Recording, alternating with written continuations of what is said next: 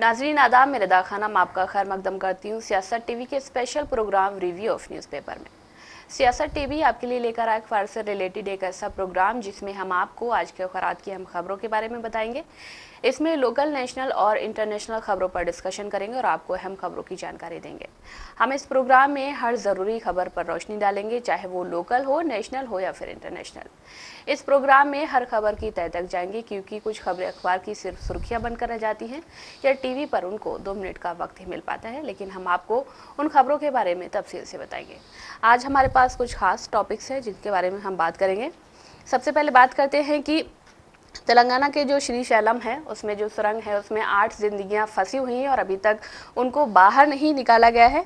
और दूसरी खबर की बात करते हैं तो उसकी बात है कि यूएस एड में एक वित्त मंत्रालय ने खुलासा किया है कि जो फंड आ रहा था वो वोटिंग के लिए नहीं था और वो जो बाकी काम हुए हैं उनके लिए फंड आया था। वहीं पर बात करते हैं कि काफ़ी दिन से शिंदे जो हैं एक ही बात कर रहे हैं कि हमसे बचकर रहिए और क्या बोलते हैं उस पर अजीत पवार ने टिप्पणी की है। वहीं पर बात करते हैं कि दिल्ली में महिलाओं के लिए महिला से मुकाबला हुआ है। इतिहास में पहली बार ऐसा संयोग बना है। और मदरसों में अब नहीं चलेगी कामिल और फाजिल की कक्षाएं। दांव पर हजारों बच्चों के भविष्य पर सुप्रीम कोर्ट ने मुहर लगा दी है और ऐसा जो है यूपी में हुआ है। सुप्रीम कोर्ट ने जो कामिल और फाजिल की जो कक्षाएं हैं उसको असंवैधानिक करार दिया है। इन सारे टॉपिक्स पर बात करने के लिए हमारे साथ मौजूद है हमारे साथी अशर यासिर। आपका खैर मकदम है। शुक्रिया। तो सबसे पहले बात करते हैं कि तेलंगाना के श्रीशैलम लेफ्ट बैंक कैनाल सुरंग के अंदर 8 मजदूर अभी भी फंसे हुए हैं और उन्हें सुरक्षित बाहर निकालने की जद्दोजहद जारी है। वहीं पर पिछले 3 दिनों से वो जो है टनल में फंसे हुए हैं और कहा जा रहा है कि जो मजदूर हैं, जो श्रमिक हैं, वो सारे अलग अलग राज्यों से हैं। कहा जा रहा है कि 2 यूपी से हैं और वहीं पर 4 श्रमिक जो हैं झारखंड से हैं, 1 पंजाब से है और 1 जम्मू कश्मीर से है। अब देखना ये होगा कि सरकार इन सारी चीज़ों को उनको निकालने में हालांकि जद्दोजहद तो जारी है, लेकिन उसमें कितना टाइम लगता है और सरकार अपने तरफ से क्या एफर्ट्स लगाती है ये देखना बाकी है। देखिए, बिल्कुल जिस तरह से ये सैटरडे ये हादसा हुआ था, सैटरडे से अब तक सरकार कोशिश कर रही है और देश के प्रधानमंत्री नरेंद्र मोदी ने भी ये कहा है कि यहाँ के सीएम से बात की थी रेवंत रेड्डी से और कहा था कि जो भी मदद हमसे चाहिए होगी जी हम उसको आपके साथ साझा करेंगे। वहीं झारखंड के मुख्यमंत्री ने भी यहाँ से बात की थी और कहा था कि जिस तरह भी हो सके हम आपके साथ हैं। और कई मतलब जो केंद्रीय मंत्री उनका भी फ़ोन आया था कई लोगों का। लेकिन एक चीज़ और भी समझ में आ रही है यहाँ पे कि कल ही एक न्यूज़ वायरल हुई थी कि शायद ये जो 8 लोग फंसे हुए हैं ये ज़िंदगियाँ अब नहीं बनेंगी। हालांकि इसका अभी तक कोई खुलासा ढंग से नहीं हो पाया है क्योंकि अभी लोग वहाँ तक पहुँच नहीं पाए हैं। लेकिन क्या इतनी टेक्नोलॉजी होते हुए भी, इतना सब कुछ होते हुए भी हम कहते हैं कि हम विश्व गुरु हैं, इतनी टेक्नोलॉजी आ गई है, एआई वगैरह बहुत कुछ आ गया, लेकिन फिर भी इस तरह की घटनाएं हो रही हैं। इससे पहले भी हुई हैं और अब फिर हो रही हैं घटनाएं। इस पे भी कोई एक ऐसी मशीन आनी चाहिए जो जिससे किसी की ज़िंदगी ना बर्बाद हो जी। अब अगर इन 8 लोगों में से किसी के साथ कुछ हो गया या 8 के साथ कुछ हो गया तो 8 की ज़िंदगी जाएगी। उसके बाद उनकी फैमिली जो उनके सहारे है उसका भी मतलब जो कंडीशन है वो सही नहीं रहेगी। जी, तो इसलिए देश के जो बड़े बड़े इंजीनियर्स हैं या देश के प्रधानमंत्री हैं, इन लोगों को चाहिए कि आप लोग एक ऐसी कोई टेक्नोलॉजी कहीं से भी लेके आएँ कि यहाँ पे इस तरह की जो घटनाएं होती हैं उस पर अंकुश लगाया जा सके। क्योंकि हमने देखा है कि अभी नहीं, इससे पहले भी छत्तीसगढ़ में कहीं हो रहा है, कभी झारखंड में हो रहा है। ये चीज़ें चलती रहती हैं और इसमें कोई एक इंसान नहीं फंसा होता है। उस टनल में उस वक्त के जितने लोग होते हैं करीब 8-10 लोग फंसे होते हैं। अभी यहाँ जिस तरह से अब सोचिए सैटरडे से ये चल रहा है, 8 लोग अभी तक फंसे हुए हैं, उनकी खबर ही नहीं है कोई। और वहाँ पे क्या तेलंगाना सरकार, सेना और नौसेना, एनडीआरएफ और देश के कई सुरंग विशेषज्ञों के साथ मिलकर उन 8 लोगों को बचाने की कोशिश भी की जा रही है। अब बात ये कि घटनास्थल पर बचाव अभियान की निगरानी कर रहे रेड्डी ने उम्मीद जताई है कि सुरंग में फंसे लोगों को बचा लिया जाएगा। एसएलबी सुरंग ढहने की घटना पर तेलंगाना के मंत्री ने कहा था कि मैं बचने की संभावना का अनुमान नहीं लगा सकता। देखिए, जो वायरल हुई थी उन्होंने यही कहा था कि हम ये जो 8 लोग हैं इनके बचने का अनुमान नहीं लगा सकते हैं, लेकिन संभावना बहुत अच्छी नहीं है। अगर थोड़ी सी भी संभावना है तो तो हम उन्हें बचाने की कोशिश कर रहे हैं और कोई चूक नहीं हुई है। अब 8 लोग फंसे हुए हैं वहाँ पे, ये सैटरडे से फंसे हैं, दिन में हुआ था हादसा, ठीक है। वहाँ से लेके अब तक आज दिन हो गया, 3 दिन हो गए लगातार इनको फंसे हुए। खाना पानी बहुत सारी चीज़ें चाहिए होती हैं, और टनल में किस मतलब किस उसमें है ये वो भी नहीं पता चल रहा अभी, क्योंकि दिख नहीं रहे हैं कहीं पे। तो काफ़ी सारी चीज़ें होती हैं इसमें भी। देश के जितने भी इंजीनियर्स हैं या देश के प्रधानमंत्री भी अभी इतने दौरे करते हैं, आप कहीं पे जाएं और इन सब चीज़ों के लिए भी एक वो लेके आए कि हाँ भाई ऐसी चीज़ें हमारे यहाँ हो रही हैं, इसके लिए कोई अल्टरनेटिव मिल जाए, कोई मशीन मिल जाए जिससे ये सारे काम शुरू हो जाए तो वो सही रहेगा कहीं ना कहीं। वो ना ऐसे ही जब कब अभी हमने कुछ टाइम पहले देखा था, वहाँ भी कुछ लोगों की जान गई थी। तो इस तरह से जान जाती रहती हैं। तो अब वो तो जान चली गई हैं, लेकिन उनके साथ में उनकी फैमिली भी तो करेगी ना सर्वाइव। यूएसएड को लेकर या सिर्फ अमेरिका से लेकर भारत तक बहुत सारी जंग छिड़ी हुई है। विपक्ष जो है लगातार मोदी सरकार पर हमलावर है। जैसे कि कुछ दिन पहले ट्रंप ने कहा था कि भारत के पास ऑलरेडी इतना पैसा है तो हम उन्हें फंड क्यों दें वोटिंग के लिए। हालांकि जो वित्त मंत्रालय की जो रिपोर्ट आई है उसमें खुलासा हुआ है कि ये सारा फंड जो है वोटिंग के लिए नहीं आया था। ये फंड जो है कृषि और खास सुरक्षा, जल, स्वच्छता और साफ सफाई, नवीनीकरण, ऊर्जा, डिजास्टर मैनेजमेंट और हेल्थ से संबंधित प्रोजेक्ट के लिए था। देखिए, अब रिपोर्ट में तो ये भी कहा गया कि यूएसएड ने वन एवं जलवायु अनुकूल कार्यक्रम और ऊर्जा दक्षता प्रौद्योगिकी व्यवसायीकरण और नवाचार परियोजना के लिए भी फंडिंग करने का वादा किया है। एक तरफ आप ये कह रहे हैं कि ये फंड वोटिंग के लिए नहीं आया था, दूसरी तरफ ट्रंप ये कह रहे हैं कि ये फंड वोटिंग के लिए गया था जी। अब इसमें से कौन सही है? क्योंकि ट्रंप ने तो यहाँ तक बोल दिया था कि हम आपको पैसा जो दे रहे हैं इससे हमारा क्या फ़ायदा हो रहा है, आपका वोटिंग प्रतिशत बढ़ रहा है, हमें भी तो अपना बढ़ाना है। जब तक हमारा कोई फ़ायदा नहीं होगा तो हम आपको पैसे दे के क्या करेंगे। इसी तरह से वो बांग्लादेश को भी पैसे देते हैं, बांग्लादेश के लिए भी फंड वो क्या बोलते हैं वहाँ पे जो वोटिंग परसेंटेज उसको बढ़ाने के लिए। अभी ये कॉन्फ्लिक्ट चल रहा है, इसको लेकर के अभी ये भी कहा जा रहा है कि अब तक भारत को 555 प्रोजेक्ट के लिए 17,000 करोड़ रुपए की आर्थिक मदद की जा चुकी यूएसएड की तरफ से। वहीं अगर बात करें तो इस महीने की शुरुआत में अमेरिकी दक्षता विभाग यानी डॉज ने खुलासा किया है कि United states agency for international development यानी यूएसएड ने भारत में वोटिंग प्रतिशत बढ़ाने के लिए $21 मिलियन का अनुदान किया था। एलन मस्क वाले डिपार्टमेंट डॉज ने के इस खुलासे के बाद भारत में सियासी घमासान छिड़ गया है। जितनी भी विपक्षी पार्टियां हैं वो कहीं ना कहीं मोदी सरकार पे हमलावर हैं। चूँकि रीज़न ये कि अभी अभी हाल ही में मोदी जी वहाँ गए थे, डोनाल्ड ट्रंप से मिले थे, वहाँ पे काफ़ी सारी चीज़ें ऐसी हुई हैं जो इस बार पहली बार हुई थी। जिस तरह से नरेंद्र मोदी जी के साथ हमारे देश के प्रधानमंत्री को जो वहाँ पे उनका वेलकम करने के लिए नहीं आए थे। दूसरा ये कि प्रेस कॉन्फ्रेंस में उनसे ऐसा सवाल पूछ लिया गया जिसके बाद वो कहीं ना कहीं जवाब देने की अवस्था में नहीं थे। उसके बाद फिर आप ये भी देखिए कि अमेरिका जाने से पहले अमेरिकी विमान से जो हमारे देश के लोग वहाँ से भेजे गए थे उनके साथ क्या सलूक किया गया, और उसके बाद भी जो लोग भेजे गए उनके साथ क्या सलूक किया गया। और अभी जो एक और फ्लाइट आई है तीसरी, उसमें तो एक सरदार जी की जो वो होती पगड़ी जो कहते हैं कि हमारी शान है, उसको उतार के उसमें फेंक दिया गया डस्टबिन में, कूड़ा क्या बोलते कूड़ेदान में। तो ये सारी चीज़ें हुई, इससे तो यही अंदाज़ा लगाया जा सकता है कि कहीं ना कहीं ट्रंप जो है नरेंद्र मोदी जी से खुश नहीं है। और जिस तरह से अभी के जो हालात चल रहे हैं अमेरिका में हालांकि ट्रंप से भी सारे लोग खुश नहीं हैं, क्योंकि ये भी कहा जा रहा है कि ट्रंप पे सीधा जो है एलन मस्क जो कह रहे हैं ट्रंप वो कर रहे हैं।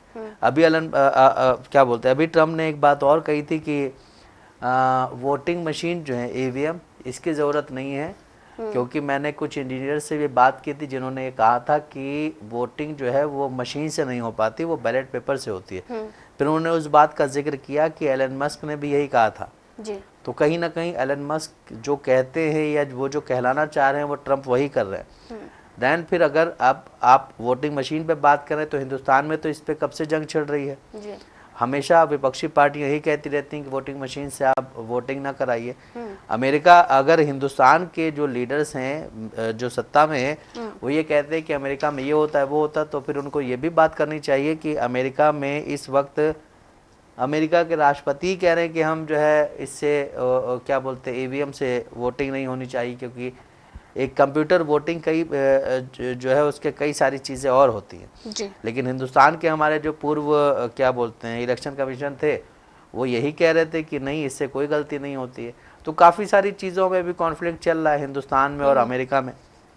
लोगों को भेजा जा रहा है, टैरिफ वाला मामला है उस पर भी चल रहा है, काफ़ी सारी चीज़ें। लेकिन इसमें अब ये चीज़ देखनी है कि दूसरी बार जब देश के प्रधानमंत्री यूएसए जाएंगे तो उनके साथ फिर किस तरह की वार्ता होगी, क्योंकि इस बार तो बहुत जल्दबाजी का था दौरा, आई थिंक 2 दिन का दौरा था वो, और 2 दिन में बहुत सारी चीज़ों पे बात हुई लेकिन कई सारी चीज़ों पे बात नहीं हो पाई।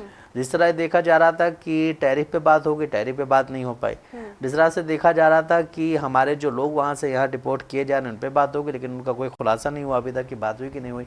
हालांकि उसके बाद जब मोदी जी यहाँ आ गए उसके बाद तो और बुरी कंडीशन में उनको भेजा गया था यहाँ पे।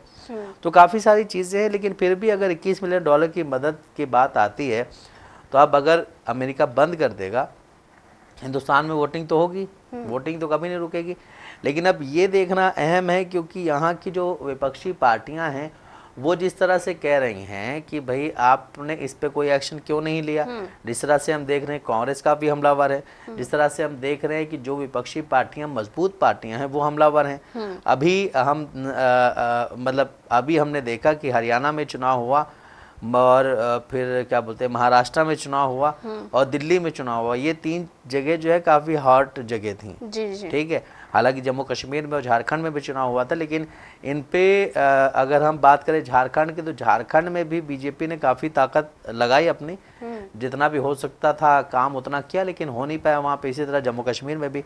लेकिन हरियाणा, मध्य प्रदेश, हरियाणा, महाराष्ट्र और ये दिल्ली, यहाँ पे भी ये कहा जा रहा है कि कुछ ना कुछ गड़बड़ है। अब वो गड़बड़ है, ईवीएम की गड़बड़ है, क्या है अब उस पे बात, जब ईवीएम पे बात शुरू हो गई है, ईवीएम पे क्या बोलते हैं कि जो अमेरिकी राष्ट्रपति डोनाल्ड ट्रंप उन्होंने आवाज़ उठाई है तो विपक्ष को कहीं ना कहीं ताकत मिल रही है। विपक्ष को चाहिए था कि हमें एक सपोर्ट मिले कोई, तो उन्हें एक सपोर्ट मिल गया और सपोर्ट पावरफुल सपोर्ट कहा जाएगा इसे। अब इसके बाद फिर वो लोग किस तरह से इस पे वो करते हैं, प्रहार करते हैं केंद्र सरकार पे, या किस तरह से इसका विरोध करते हैं, देखना अब बाद में देखा जाएगा जब कहीं चुनाव होंगे। क्योंकि इसके बाद बिहार में चुनाव होने, बिहार के बाद फिर पश्चिम बंगाल में चुनाव होने और पश्चिम बंगाल के बाद फिर उत्तर प्रदेश में चुनाव होने। तो ये तीनों राज्य जो हैं ये बड़े राज्य हैं और इन तीनों राज्यों से जो रिजल्ट आएंगे उसका असर सीधा सीधा लोकसभा चुनाव पे पड़ेगा। अगर हम बात करें वेस्ट बंगाल की तो वहाँ पे ममता बनर्जी की जो एक क्या बोलते हैं मजबूती वो दिखाई दे रही है, लेकिन वहीं बिहार में और उत्तर प्रदेश में अभी तक कुछ भी साफ नहीं हो पा रहा है। तो अब ईवीएम से वोटिंग होगी या बैलेट पेपर से होगी ये काफ़ी अहम होगा। लेकिन अगर बैलेट पेपर से वोटिंग होगी तो काउंटिंग में, वोटिंग में काफ़ी टाइम लगता है। ईवीएम से बहुत इजी काम हो जाता है, बैलेट पेपर से समय लगता है, मतलब जब इसकी काउंटिंग होती है। तो मुझे यही अभी तक यही लगता है कि गवर्नमेंट ऑफ इंडिया जो इसको बचाने के लिए समय को ये जल्दी काम करती है। लेकिन फिर भी अगर अपोजिशन इतने आवाज़ उठाता है, राहुल गांधी भी इस पे बोलते रहते हैं और देश के बड़े बड़े अपोजिशन लीडर से, चाहे वो हम संजय राउत की बात कर लें या ममता बनर्जी की बात कर लें या फिर यहाँ के मतलब क्या बोलते हैं साउथ के कई लीडर्स ऐसे जो ईवीएम पे आवाज़ उठाते रहते हैं। लेकिन फिर बात ये आ जाती है कि जब कहीं पे अपोजिशन जीत जाती है तो आवाज़ नहीं उठती है जी। तो मसला ये हो जाता है कि अगर आप जीत गए तो ईवीएम सही, अगर आप हार गए तो ईवीएम ख़राब है। तो एक अभी तक ये भी चल रहा है। लेकिन अब अभी जो हम बात करें $21 बिलियन की, तो इसको लेकर के भी कहीं ना कहीं अभी अपोजिशन काफ़ी एक्टिव है।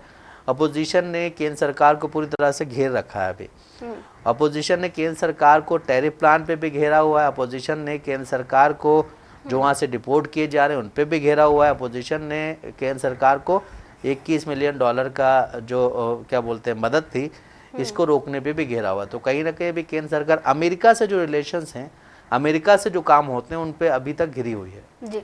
आपने ऐसे बोला कि ईवीएम से जो है सुचारू रूप से काम हो जाता है और इजीली काम हो जाता है। इजी, सुचारू नहीं बोला मैंने, कहा इजी मतलब जल्दी काम हो जाता है, इजी तरीके से काम हो जाता है। लेकिन अमेरिका बहुत बड़ा देश है, ठीक है, वहाँ पर भी लेकिन बैलेट पेपर से ही चुनाव होते हैं। हालांकि ट्रंप ने ही इन सारी चीज़ों पर सवाल उठाए हैं। उन्होंने कहा है कि ईवीएम से अच्छे से चुनाव नहीं हो पाते हैं, इसमें धांधली के चांसेस रहते हैं, लेकिन बैलेट पेपर में ऐसा कुछ नहीं होता है।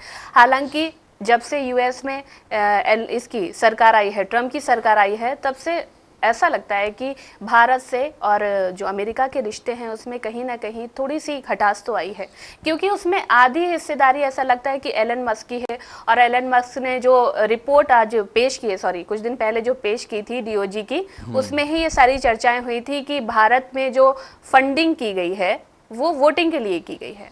बिल्कुल, देखिए डीओजी की जो रिपोर्ट पेश की गई थी उसमें यही कहा गया था कि वो वोटिंग के लिए की गई जी। लेकिन हमारे देश का वित्त मंत्रालय ये कह रहा है कि ये वोटिंग के लिए नहीं की गई थी, ये बाकी सारी चीज़ों के लिए की गई थी। तो अब बात यही शुरू होती है कि अब अपोजिशन पे ये भी एक दबाव हो जाएगा कि आपको ये कहलवाना है गवर्नमेंट से कि वो झूठ बोल रहे हैं। अब वो जब इस तरह से बात करेंगे तो शायद वहाँ से भी कोई प्रहार आएगा। अभी जिस तरह से हम देख रहे हैं कि देश में इस वक्त जो है जो क्षेत्रीय मुद्दे काफ़ी उठे हुए हैं, क्योंकि अब अभी हमने जिस तरह से अभी हम अगर कल की बात करें तो देश के प्रधानमंत्री एक बाबा के मेडिकल कॉलेज का उद्घाटन करने के लिए गए थे। ये वही बाबा है जो कहता है कि हिंदू राष्ट्र बनेगा। ये वही बाबा है जो कहता है कि जो कुंभ में भगदड़ में मरे थे उनको मोक्ष प्राप्त होगा। तो कहीं ना कहीं कंट्रोवर्सी में रहता है, लेकिन देश के प्रधानमंत्री वहाँ जाते हैं और उसका जो हॉस्पिटल्स का इनॉग्रेशन करते हैं।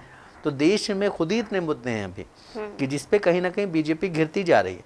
बीजेपी, आप देखिए कि बीजेपी जो है वो क्या बोलते हैं, परिवारवाद के खिलाफ बात करती है, लेकिन आप क्षेत्रीय पार्टियों के साथ जो उनका गठबंधन उसमें देखिए क्या नहीं है परिवारवाद। आप देखिए कि हम अगर बात करें कर्नाटका की, तो कर्नाटका में भी येदियुरप्पा के जो बेटे थे उनको बीजेपी का प्रेसिडेंट बनाया गया, स्टेट प्रेसिडेंट। अगर हम आंध्र प्रदेश की बात करें तो आंध्र प्रदेश में आपने टीडीपी को अपना समर्थन दिया। टीडीपी के जो अभी चंद्रबाबू नायडू, उनके बाद उनका बेटा ही संभालेगा पूरी चीज़ें। बिल्कुल। उसी तरह से अगर हम बात करें मतलब वहाँ की क्या बोलते हैं, और भी कई ऐसे राज्य हैं जहाँ पे बीजेपी जो है परिवारवाद की बात करती हो, परिवारवाद में घुसी जाती। जिस तरह अभी हम बात करें चिराग पासवान की, तो चिराग पासवान ने कोई पार्टी थोड़ी बनाई है, उनके बाप ने पार्टी बनाई थी, वो अब उस पार्टी को संभाल रहे हैं। तो ये कहीं ना कहीं ये भी तो परिवारवाद हो गया। जी। अब इस पे भी जो है काफी सारी चीजें, लेकिन बीजेपी कहीं ना कहीं अभी कुछ चीजों से घिरी हुई है।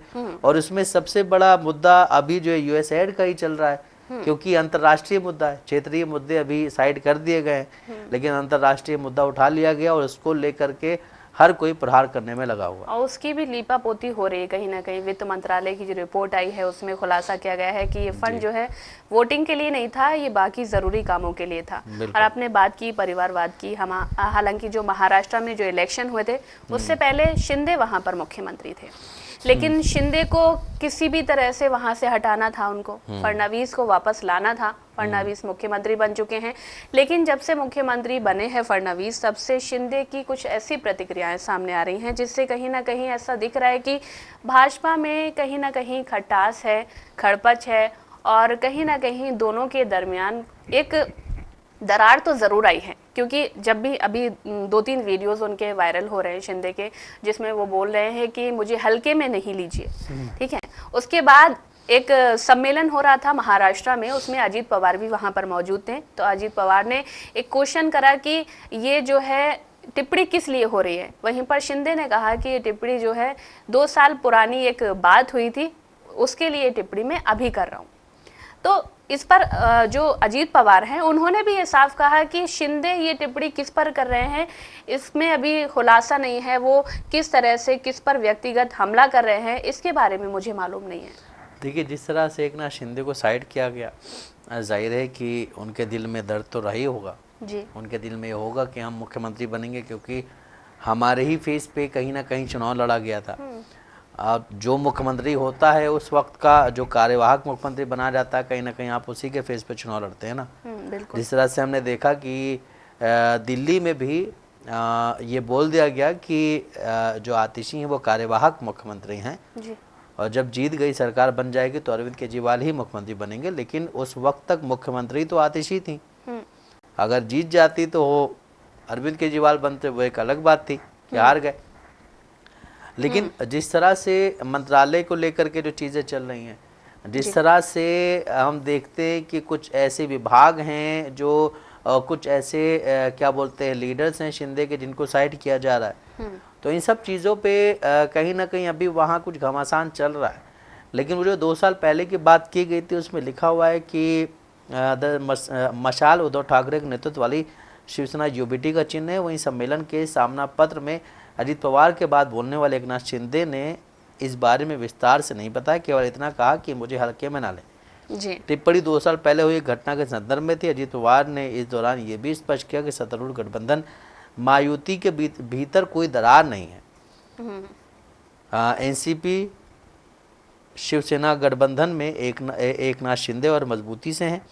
शिंदे ने 2022 में उद्धव ठाकरे के नेतृत्व वाली अविभाजित शिवसेना से बगावत कर बीजेपी के साथ मिलकर एक सरकार बनाई, जिसके बाद उनको मुख्यमंत्री बनाया गया।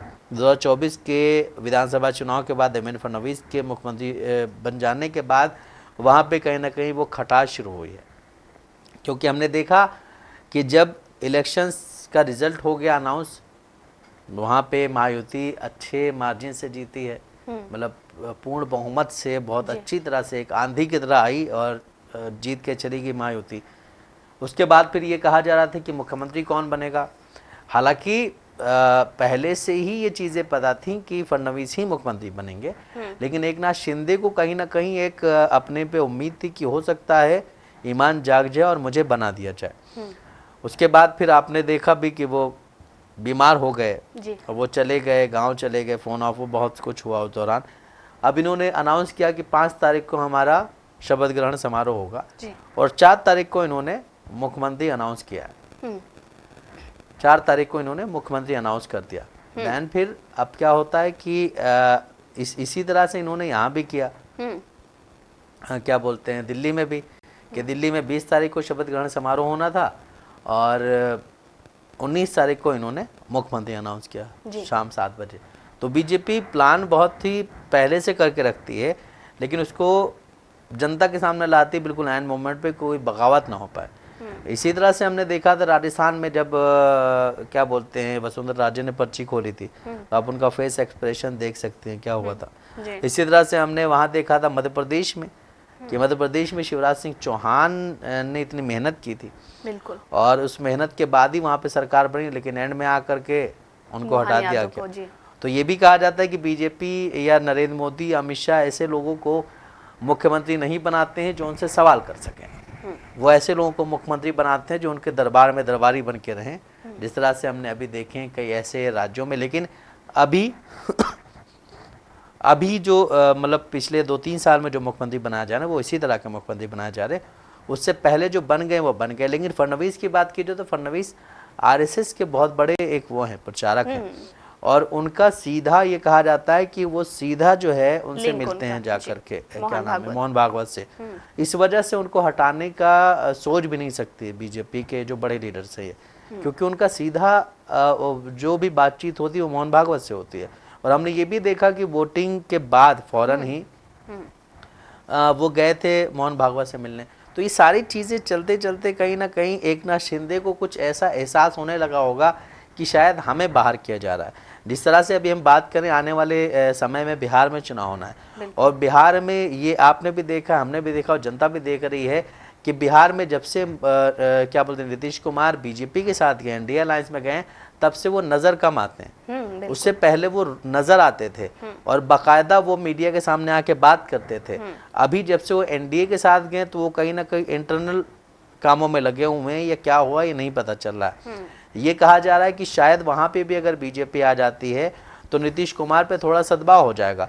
लेकिन नीतीश कुमार के बारे में ये भी कहा जाता है कि नीतीश कुमार चीज़ों को भाप लेते हैं, लेकिन अब वो एज नहीं रही आपकी। एज अब आपकी वो वाली है कि आप बस बैठ करके देखें। जिस तरह से हम देखते हैं कि लालू यादव एक्टिव, उस तरह से क्या बोलते नीतीश कुमार एक्टिव नहीं है। नीतीश कुमार बोलते बोलते क्या बोल जाते नहीं पता चलता। Lalu Yadav point two point बात करते हैं। तो कहीं ना कहीं अभी बिहार में आने वाले चुनाव में, अभी आप देखिए कि आज भी देश के प्रधानमंत्री नरेंद्र मोदी बिहार जाएंगे।